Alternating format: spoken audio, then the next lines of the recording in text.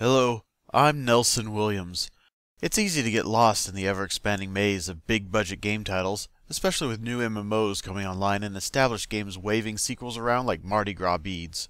Sometimes, it's good to stick your head up above the labyrinth to see games that weren't crafted straight out of raw cash poured from a ladle like molten steel.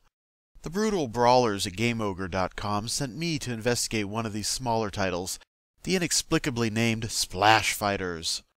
SplashFighters is an MMO brawler built around a strong arcade classic core with a foundation of Double Dragon and roof beams of Golden Axe. You can build your fighter from one of a number of character classes, each having their own particular strengths and special attacks. Also, your character can pick up items and weapons to use in the game, which is another way to customize your murdering.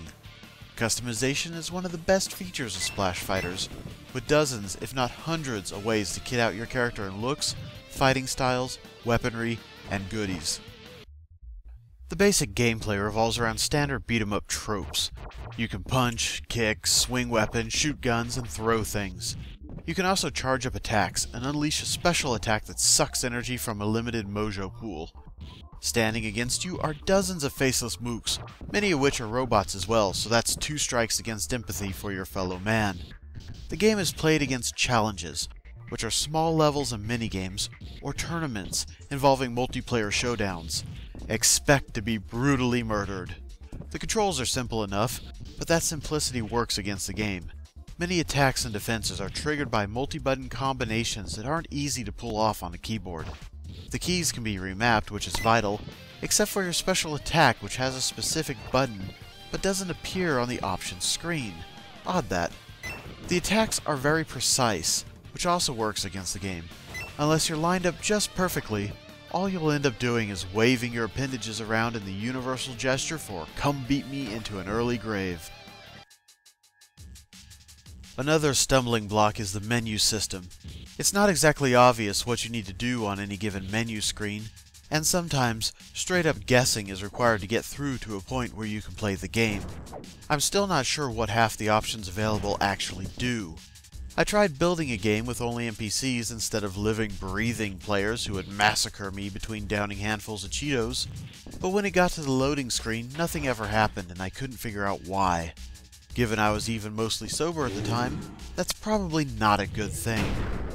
The best term I could find to describe SplashFighters would be primitive. There's the core of a good game lurking deep inside, with quick brawler challenges and side-scrolling levels to explore, backed up by character building and loads of customization.